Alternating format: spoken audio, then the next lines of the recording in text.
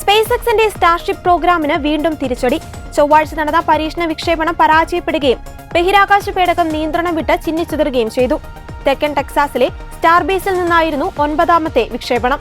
ചന്ദ്രനിലേക്കും ചൊവ്വയിലേക്കുമുള്ള ബഹിരാകാശ ദൗത്യങ്ങൾക്കായി രൂപകൽപ്പന ചെയ്ത വാഹനം മോക്ക് സാറ്റലൈറ്റുകൾ പുറത്തിറക്കുന്നതും ഭൂമിയിലേക്ക് തിരികെ പ്രവേശിക്കുമ്പോൾ അതിന്റെ താപകവചം പരിശോധിക്കുന്നതും ഉൾപ്പെടെയുള്ള പ്രധാന നാഴികക്കല്ലുകൾ ഈ പരീക്ഷണത്തിൽ പൂർത്തിയാക്കാനാണ് ലക്ഷ്യമിട്ടിരുന്നത്. വിക്ഷേപണത്തിന് തൊട്ടു പിന്നാലെ പ്രശ്നങ്ങൾ നേരിട്ട് തുടങ്ങി. ഡോർ തകരാറിലായതിനാൽ മോക്ക് സാറ്റലൈറ്റ് വിക്ഷേപിക്കുവാൻ കഴിഞ്ഞില്ല.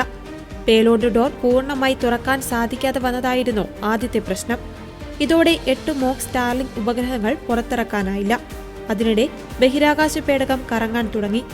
ഇത് നിയന്ത്രണം നഷ്ടപ്പെട്ടതിന്റെയും ഇന്ധന ചോർച്ചയുടെയും സൂചന നൽകിയെന്നാണ് സ്പേസ് എക്സ് ഉദ്യോഗസ്ഥർ പറയുന്നത്.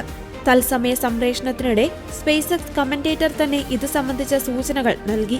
ചിന്നിച്ചിതറുന്നതിന് മുമ്പ് നിയന്ത്രണവും ആശയവിനിമയവും നഷ്ടപ്പെട്ടു. അതോടെ ഭൂമിയുടെ അന്തരീക്ഷത്തിലേക്ക് തിരികെ പ്രവേശിച്ച് ഇന്ത്യൻ മഹാസമുദ്രത്തിൽ പതിക്കുമെന്നാണ് പ്രതീക്ഷിച്ചിരുന്നത്. എന്നാൽ പകരം അത് ചിന്നിച്ചിതറി. അതിനിടെ ഭാവിയിലെ പരിഷ്കാരങ്ങളിൽ ശ്രദ്ധ കേന്ദ്രീകരിക്കുമെന്നാണ് സ്പേസ് എക്സ് വ്യക്തമാക്കിയിട്ടുള്ളത്.